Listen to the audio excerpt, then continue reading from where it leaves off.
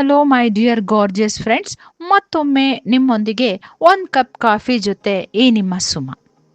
ಹೌದು ಸ್ನೇಹಿತರೆ, ಬೇಸಿಗೆ ಕಾಲದ ಬಾಲ್ಯದ ಬಗ್ಗೆ ಒಂದು ಸ್ವಲ್ಪ ನಾವು ಎಲ್ಲರೂ ಒಮ್ಮೆ ಹೋಗಿ ಬರೋಣವಾ?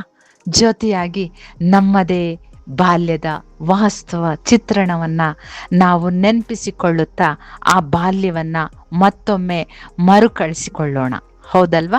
ಬನ್ನಿ ಮತ್ತೆ ಹೋಗೋಣ ನಮ್ಮದೇ ಆದಂತಹ ಬಾಲ್ಯದ ಲೋಕಕ್ಕೆ. ಆ ದಿನಗಳು ಹೇಗಿರ್ತಿತ್ತು? ಹೌದಲ್ವಾ? ಎಷ್ಟು ಸುಂದರವಾದಂತಹ ಬೇಸಿಗೆ ಕಾಲ ಅದಾಗಿತ್ತು. ಮೊದಲನೇದಾಗಿ ಪ್ರತಿಯೊಬ್ಬರ ಮನೆಯಲ್ಲಿ ಹಸಿ ಮಾವಿನಕಾಯಿ, ತಾಟಿ ನುಂಗು, ಜೀಡಿ ಹಣ್ಣು, ಮನೆಯಲ್ಲಿ ಮಾಡೋ ಪಾನಕ, ಮಜ್ಜಿಗೆ, ಫ್ರೂಟ್ ಸಾಲೆಡ್.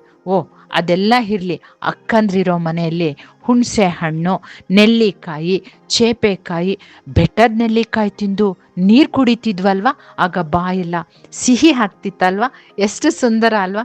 ಇವೆಲ್ಲದರ ನಡುವೆ ಭಯ್ಯ ತರ್ತಾ ಇದ್ದಂಥ ice candy, colour ice candy, pink, yellow and white.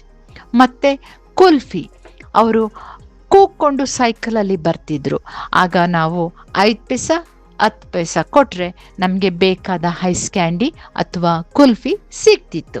ಹೌದಲ್ವಾ ಸ್ನೇಹಿತರೆ? ನಮ್ಮೂರು ಬಹಳ ಚಿಕ್ಕದಿತ್ತು, ಬಹಳ ಪುಟಾಣಿಯಾಗಿತ್ತು. ಬರೀ 2 ಕಿಲೋಮೀಟರ್ ರೇಡಿಯಸ್ನಲ್ಲೇ ನಾವಿದ್ವಿ. ಆದರೆ ಬಹಳ ಸುಂದರವಾದಂತಹ, ಬಹಳ ಕ್ಲೀನಾಗಿ ಇದ್ದಂತಹ ಊರು ಅದಾಗಿತ್ತು.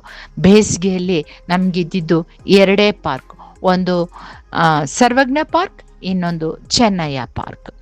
ಆದರೆ ಸರ್ವಜ್ಞ ಪಾರ್ಕಲ್ಲೇ ನಮ್ಮೂರಿನ ಬಡಾವಣೆಯ ಎಲ್ಲ ಮಕ್ಕಳು ಸರ್ವಜ್ಞ ಪಾರ್ಕಲ್ಲೇ ಇರ್ತಿದ್ವಿ.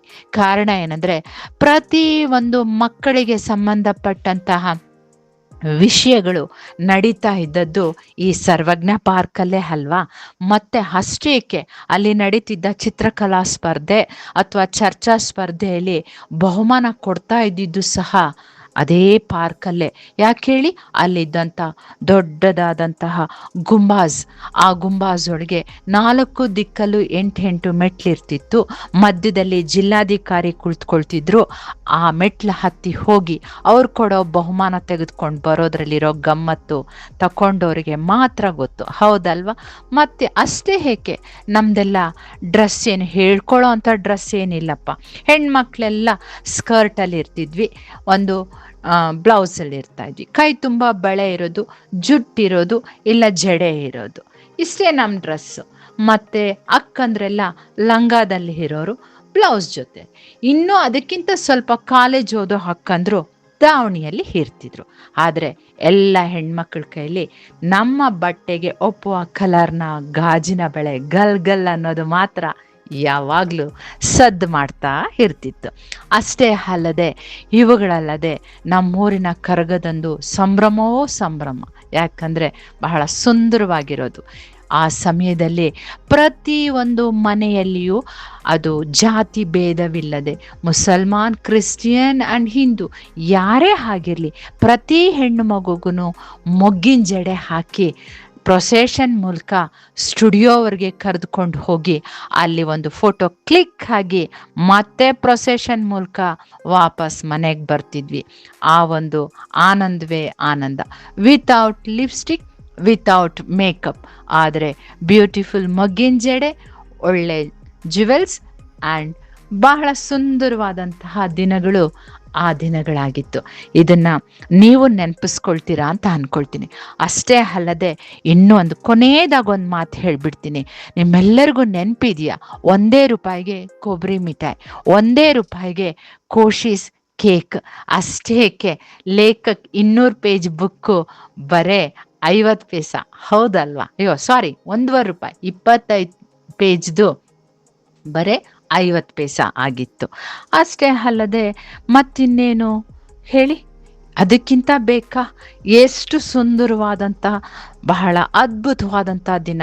ಎಂದಿಗೂ ಯಾವ ತಂದೆ ತಾಯಿ ಆಗಲಿ ಅಥವಾ ಯಾವ ಮೇಸ್ಟ್ರು ಟೀಚರ್ ಆಗಲಿ ಯಾರನ್ನು ಎಂದಿಗೂ ಕೇವಲವಾಗಿ ನೋಡದೆ, ಬಹಳ ಸಂಸ್ಕಾರಯುತವಾಗಿ, ಅದು ಪ್ರತಿಯೊಂದು ಮಗುವನ್ನು ಸಹ ತೀಡ್ತಿದ್ರು. ಏನಾದರೂ ಒಂದು ಚಿಕ್ಕ ಮಿಸ್ಟೇಕ್ ನಮ್ಮ ಒಂದು ನಡಿಗೆಯಲ್ಲಿ ಕಾಣ್ತಾ ತಕ್ಷಣ ಹಿರಿಯರಾದಂಥವ್ರು ಯಾರೇ ಆಗಲಿ, ನೋಡು ಈ ರೀತಿ ನೀನು ಹೋಗಬಾರ್ದು, ನೀನು ಈ ರೀತಿ ಮಾತಾಡಬಾರ್ದು ಅನ್ನುವಂತಹ ಸುಂದರವಾದ ಸಮಾಜ ಆ ದಿನಗಳಾಗಿತ್ತು. ಹೌದಲ್ವಾ? ಇದೆಲ್ಲದಕ್ಕಿಂತ ಇನ್ನೊಂದು ಖುಷಿ ವಿಷಯ ಹೇಳೋಣ. ಏನು ಹೇಳಿ? ಕರಗ. ಆ ದಿನ ನಾವು ಒಮ್ಮೆ ನೆನಪಿಸ್ಕೊಳ್ಳಿ. ಆ ದಿನಗಳಲ್ಲಿ ಇದ್ದಂಥ ಸಂಭ್ರಮವನ್ನು ನೆನಪಿಸ್ಕೊಳ್ಳಿ. ಆ ಸುಂದರವಾದ ಗಳಿಗೆ ಎಷ್ಟು ಚೆನ್ನಾಗಿರ್ತಿತ್ತು, ಎಷ್ಟು ಅದ್ಭುತವಾಗಿತ್ತು ಎಂಬುದನ್ನು ನಿಮಗೆ ನೆನಪಾದರೆ, ಸಾಧ್ಯವಾದರೆ ಕಾಮೆಂಟ್ ಮಾಡಿ, ಇಲ್ಲ ತಿಳಿಸಿ. ಒತ್ತಾಯ ಏನಿಲ್ಲ, ಒಮ್ಮೆ ಆ ಒಂದು ಸಮಯಕ್ಕೆ ಹೋಗಿ ಬನ್ನಿ, ಬಹಳ ಸುಂದರವಾಗಿರುತ್ತೆ. Thank you. Bye. Take care.